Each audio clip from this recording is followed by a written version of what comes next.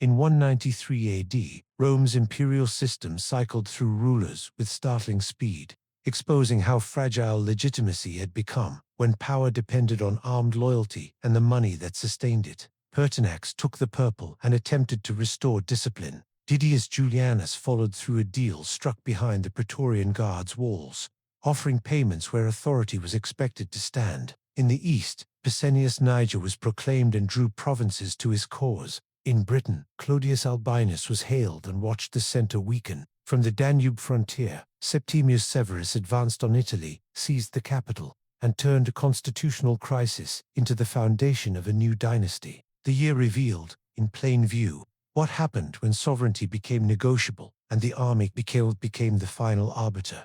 The sequence unfolded with an unforgiving logic. Commodus was removed by a palace conspiracy that mistook immediate survival for a clean political reset. Pertinax lasted 87 days, long enough to demonstrate that reform without control over the institutions of coercion was an invitation to reversal. Julianus proved that a purchased acclamation resembled legitimacy only inside the camp that sold it. Niger and Albinus showed how far imperial power had migrated outward, into provincial commands capable of challenging Rome itself. Severus grasped the lesson no one wished to admit.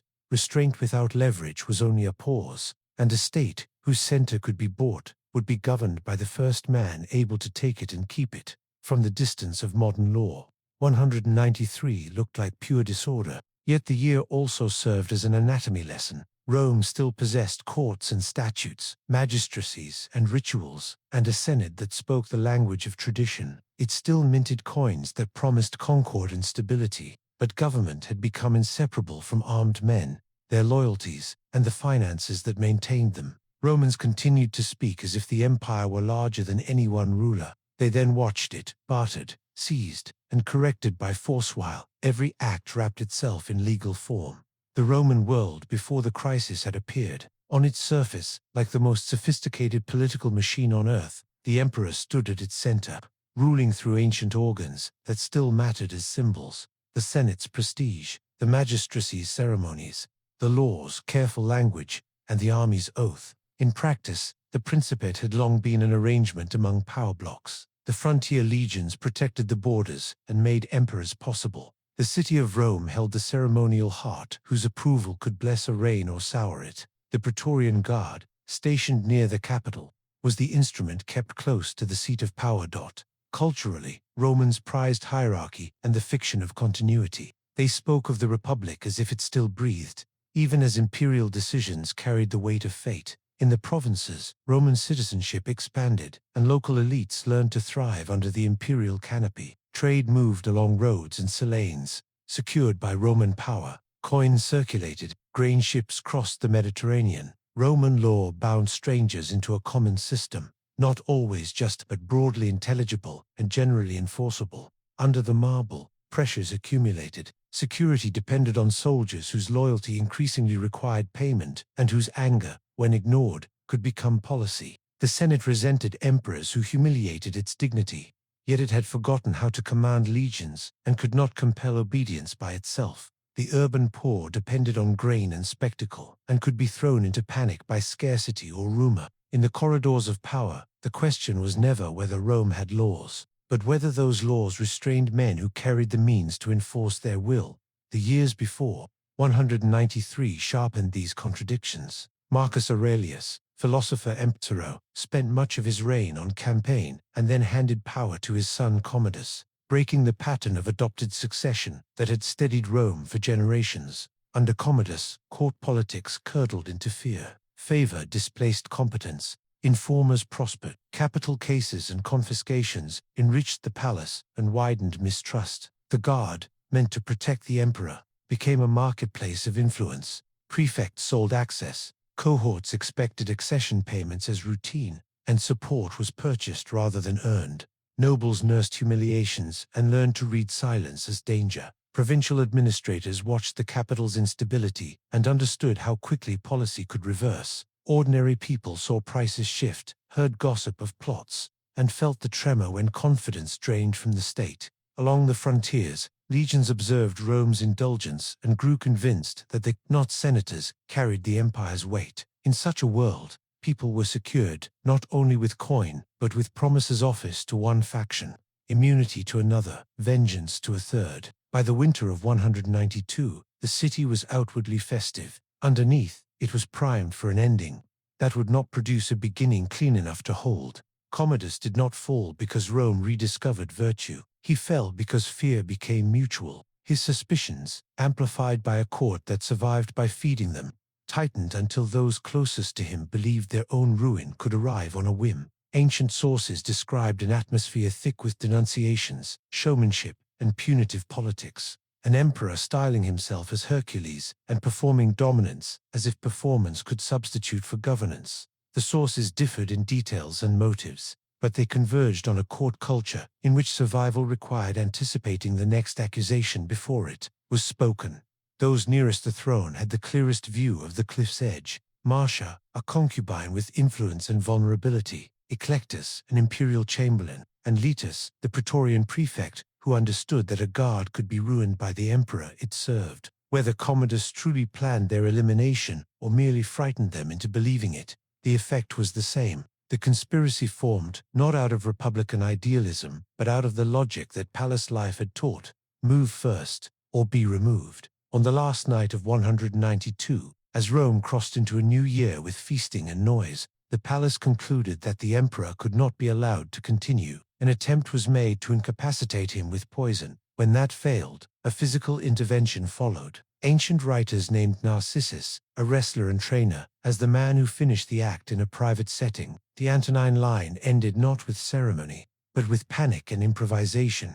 Commodus' removal took away a lightning rod, not the storm. The courtiers who acted had saved themselves for the moment. The Senate, which despised Commodus, could pretend it had been delivered. Officials who feared caprice could imagine stability. Yet the Guard had grown wealthy under a system that paid for loyalty and tolerated corruption until it demanded obedience. The populace could applaud an ending and still be trapped inside the consequences of the next beginning. Rome needed an emperor immediately, not after deliberation. That urgency would decide who ruled next, and it would expose how little remained of the city's safeguards. Pertinax rose from a life that made him improbable and, in the end, vulnerable. Born the son of a freedman in Liguria, he lacked the ancient pedigree that still shaped Roman prestige. He advanced by ability in a society that praised ancestry but depended on competence. He taught school, entered military service, and distinguished himself through discipline and endurance. Over decades he held commands and governorships, including Britain, learning the empire as it actually functioned: roads and forts, taxes and petitions, restless soldiers and local elites balancing loyalty with self-interest. When Commodus fell, Pertinax served as prefect of the city, visible, available, and acceptable. The plotters needed a figure with enough authority to steady the Senate and enough respectability to make the transition look constitutional rather than purely coercive. Letus and others brought Pertinax to the Praetorian camp. There, under the attention of armed men, he addressed soldiers who had learned to measure emperors in cash. He did not promise extravagance, because he could not. He offered necessity. The state required a head, the army required a commander, the city required order. Pertinax offered legitimacy in exchange for obedience. The Guard acclaimed him, expecting reward. The Senate, relieved and fearful in equal measure, confirmed him with a speed that resembled conviction, because hesitation carried real risk. Pertinax began as a man attempting to put the empire back on its rails. He honored Marcus Aurelius and condemned Commodus, signaling a return to an older moral posture. He tried to restore finances drained by palace excess and the constant purchase of loyalty. He attempted to curb corruption, liquidate imperial luxuries, and reassert discipline over soldiers who had grown accustomed to dictating terms. For senators and nobles, the accession brought hope that arbitrary prosecutions and confiscations might recede. For the people, it offered the promise, often vague, always fragile, of predictability. But the qualities that made Pertinax admirable made him threatening. Reform endangered those who profited from disorder, and in Rome no institution profited more directly from disorder than the Guard. The Praetorians expected the customary donative at an emperor's accession. Pertinax agreed to pay, but he attempted to limit it and to discipline men accustomed to leverage. Ancient accounts disagreed over sums and sparks, but they aligned on the pattern of escalation. The Guard tested him, found him firm. and concluded he could be replaced. On March 28, 193, after 87 days, a Praetorian detachment forced its way into the imperial residence. Pertinax did not run. He confronted them and tried to reason with soldiers already committed to a course of action. For a moment, authorities slowed what anger had set in motion. Then restraint failed. Pertinax was struck down inside the palace, and proof of his end was displayed to confirm the deed. The reign concluded not through legal process but through a breakdown of command, and Rome absorbed a lesson it could not unlearn. The throne could be taken in daylight by the men appointed to protect it. The guard returned to its camp not as servants of the state, but as brokers of sovereignty. Their act created a vacuum so stark that it invited a new scandal, one that made Roman legitimacy look like theater enforced by arms. Didius Julianus was no outsider crashing into civilization. He was, by Roman standards, accomplished, born into a wealthy family from Mediolanum, educated and refined by office. He moved through senatorial life, governed provinces including Germania Inferior and Bithynia, attained the consulship, and learned the habits of the imperial elite. He understood that Rome functioned through bargains. In March 193, he saw a bargain no one had been forced to state so openly. With Pertinax gone, Julianus rushed to the Praetorian camp. Another claimant, Titus Flavius Sulpicianus, Pertinax's father-in-law, was already negotiating. Behind the ramparts, the empire contracted into competing offers. Ancient sources described an auction grotesque, yet perfectly Roman in its transactional clarity. Julianus promised a higher donative to each guardsman. The guard accepted the richer pledge. In their arithmetic, legitimacy mattered less than immediate payment. The Senate, surrounded and intimidated, confirmed refusal could have led to reprisals. Assent meant complicity. He entered the city under armed protection, not welcomed as a princeps, but shielded from his own capital. Rome did not celebrate. It muttered and watched with anger, sharpened by humiliation. Coins could proclaim harmony and concord, but the streets understood that the empire had been treated like property. Julianus tried to govern through payments and proclamations, through public religion and the thin veneer of senatorial consent. Yet the empire's decisive armies were not in the Praetorian camp. They were on the frontiers, commanded by generals who recognized what Rome's weakness offered. Julianus held a title, a senate that had yielded, and soldiers whose loyalty depended on a promise that could not be met without destroying the state's finances and credibility. Accounts of his conduct varied, often shaped by the perspective of victors. If Julianus employed harsh measures, they were the nervous severities of insecurity, threats against opponents, dependence on the guard to contain unrest, and attempts to intimidate rather than command. Some ancient writers alleged darker intentions, though the extent to which plans became policy was less clear than the atmosphere itself. A reign founded on purchase could not inspire obedience, and it could not by the time it needed. For the elite, Julianus was an embarrassment and a danger. The Senate had sanctioned a disgrace, and its authority looked hollow. For ordinary Romans, his rule offered no romansigny proof that the empire, whose name had been carried like a banner, could be transferred to the highest bidder. The price of legitimacy rose overnight, and the currency was organized force. Across the provinces, the frontier legions reacted as soldiers often did when they sensed weakness at the center. They rallied to commanders who promised stability, redress, and a credible settlement. 3 men in 3 corners of the empire were proclaimed emperor by armies that had not been invited to bid. In the east, Pescennius Niger's name became a rallying cry. In Britain, Clodius Albinus held a powerful reserve. On the Danube, Septimius Severus possessed something rarer than titles-momentum. Gaius. Pescennius Niger had not been born to the purple. He came from Aquinum in Italy, probably of equestrian background, rising through military and administrative posts until he held command and governorship. By 193 he governed Syria, poised over wealthy eastern provinces where trade routes and tax revenue made power tangible, and where legions were hardened by frontier duty.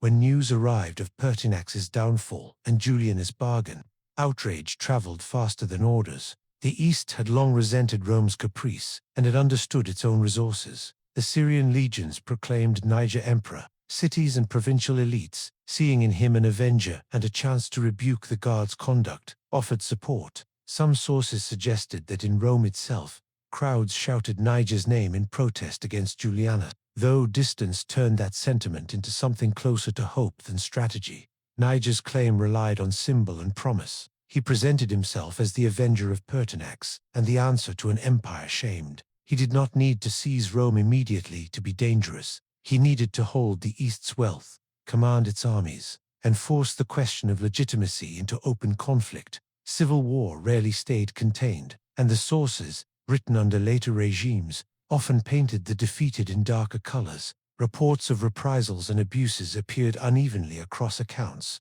and motives were debated. What remained firm was the larger reality. Provinces became instruments, towns chose sides, and choice carried consequences. The social fabric frayed as quickly as the political one, as requisitions, fear, and opportunism accompanied every proclamation of loyalty. Niger's rise carried a built-in constraint. He was not the only provincial emperor. In the west, Clodius Albinus commanded Britain's legions and possessed a plausible senatorial standing. He could threaten or bargain. He could wait. And on the Danube, Severus was already moving, turning time into a weapon. The year's central irony was that Julianus in Rome held the title. Niger in the east held provinces. Albinus in Britain held a massive reserve of force, but Severus held the initiative. His legions were close to Italy. His command structure was disciplined, and his ambition was sharpened by practicality. In 193, speed became a form of legitimacy. The man who arrived first could claim to be restoring order rather than breaking it. Julianus' reign ended, not with a dramatic defense but with abandonment. As Severus advanced from the Danubian provinces toward Italy, Julianus' purchased support began to look like counterfeit coin. The Praetorians, who had sold the throne once, calculated whether they could survive the reckoning. The Senate shifted from fear to opportunism with the practiced ease of men who had lived through too many political crackdowns to confuse courage with self-preservation. Julianus attempted negotiation. He offered Severus honors and tried to buy time the way he had bought acclamation. The moment had already passed. The Senate declared Severus emperor, stripped Julianus of authority, and ordered that he be put to death. Julianus met his end in the palace, a stark conclusion for a man who had tried to purchase history and discovered that the empire's price was paid in legions, not coin. Severus, once in Rome, moved swiftly to make retribution look like justice and power look like restoration. He presented himself as the avenger of Pertinax, even adopting Pertinax's name to cloak force with piety. He punished figures connected to the palace crisis, signaling that the market in emperors would not be tolerated under his rule. He then turned east, because Niger's claim, left standing, could harden into an alternative center of gravity.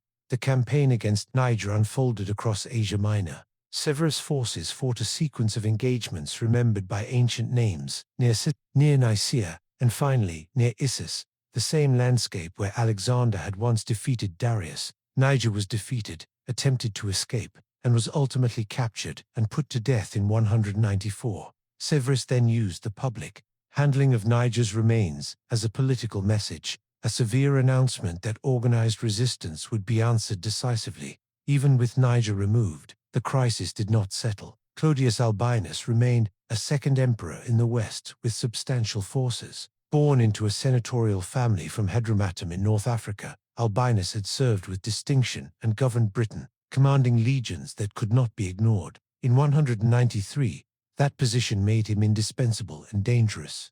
A man who could either stabilize Severus' rear or open another front. Severus did what the year demanded. He compromised to win time. He offered Albinus the title of Caesar, effectively naming him heir, buying neutrality while he dealt with Niger. Albinus accepted, whether from prudence, ambition, or the belief that waiting would improve his prospects. For a brief interval, the empire balanced on a precarious bargain. Rome secured, the east subdued, the west held in check by a promise. Compromise in civil conflict rarely lasted. Once Niger was gone, Severus no longer needed Albinus. Severus had a family and a plan to found a dynasty. He elevated his elder son Caracalla as Caesar, turning Albinus from successor into obstacle. Albinus, seeing the trap close, declared himself Augustus. The rupture followed an old recurring motive: inheritance. Severus would not share the future. The war between Severus and Albinus culminated beyond the bounds of 193. but it grew directly from that year's bargains and reversals. In 197, at Lugdanum in Gaul, their forces met in one of the largest Roman-on-Roman battles on record. Albinus was defeated and died. Ancient sources differed on whether he took his own life or was executed afterward. Severus' victory did not end at the battlefield. Political reprisals followed, senatorial life narrowed under suspicion, and the possibility of a negotiated settlement disappeared. The empire would be unified, but unified on the victor's terms. The year's cascade of reigns left a stark ledger. Pertinax demonstrated that reform without command of force invited a swift overthrow. Julianus demonstrated that money could buy a proclamation, but not durable allegiance. Niger and Albinus proved that provincial commands had grown so immense that Rome could no longer pretend the center alone created emperors. Severus demonstrated the only durable response once the army learned it could unmake rulers, master that reality, or be mastered by it. By the time the dust settled, the stage belonged to the man who had advanced from the beginning, patient and relentless, toward the city that still imagined itself eternal. Septimius Severus did not emerge from the old, aristocratic heart of Rome. He came from Lepsis Magna in North Africa, a provincial city enriched by trade and fully Roman in ambition. He rose through senatorial rank into military command, building his career where emperors were now made, on frontiers, among legions that valued discipline and reward, and among officers who understood that politics and warfare had become inseparable. What carried Severus to power was not only chaos, but vacancy of trust, of believable legitimacy, of fear aimed at the right targets. After Pertinax's fall, Severus positioned himself as the man who would punish the outrage and restore order. His troops in Pannonia proclaimed him emperor. Unlike Julianus, he did not rely on a small urban guard. Unlike Niger, he did not allow distance to stretch authority into rumor. He moved with a speed that became inevitability, forcing institutions to ratify what marching legions had already decided. He was what the other claimants of 193 were not: a commander with deep loyalty from seasoned frontier troops, a strategist willing to buy time with temporary concessions and collect repayment later, and a politician who understood Rome's appetite for a moral narrative. He advanced on Rome not as a buyer but as an enforcer of public order. When he entered the capital, he did not court the Praetorians. He disarmed them, dismissed the existing guard, and replaced it with men drawn from his own legions, breaking the camp's capacity to bargain over the throne again, to bind the empire to him. Severus fused propaganda with discipline. He honored Pertinax and adopted his name to claim continuity and righteous redress. He reassured the Senate when it served his program and constrained it when it did not, making clear that senatorial dignity endured by imperial permission. He raised soldiers' pay and privileges, aligning the army's interests with his regime. He tightened the relationship between emperor and army until it became the empire's spine, a structure that could steady Rome but could also harden it into something more coercive. By the end of these first acts, the empire had not returned to the gentler illusion that republican forms still governed imperial reality. It had crossed a threshold. The soldier now stood openly above the senator, and the frontier's legions dictated the capital's fate. The year 193 had not simply produced a new emperor. It had revealed, with relentless clarity, what Rome had become and what it would be forced to acknowledge. Rome had long told itself that it was governed by laws, by tradition, by institutions older than any living man. In 193, those stories were tested against organized coercion. Pertinax tried to rule through discipline and principle and was removed for it. Julianus tried to rule through wealth and discovered that gold could not purchase time. Niger and Albinus tried to rule through regional strength and learned that the empire would not tolerate competing centers of gravity for long. Severus ruled through force structured into legitimacy, and legitimacy backed by force. The broader insight was not that Rome was uniquely corrupt,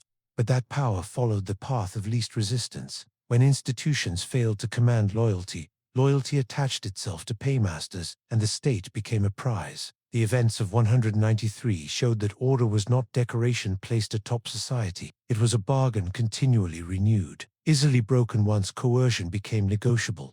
The year of 5 emperors ended not in peace but in consolidation. The empire survived, but it emerged altered, more militarized, more suspicious, and more openly dependent on soldiers who now understood their political weight. Rome entered Severus' age with wounds still raw and with the future resting less on senatorial counsel or popular affection than on armed loyalty and the man who commanded it. In that sense, the year returned to its opening truth. Emperors had been raised in a night and removed before morning, and the empire had learned, in public view, that sovereignty was not merely claimed, it was enforced.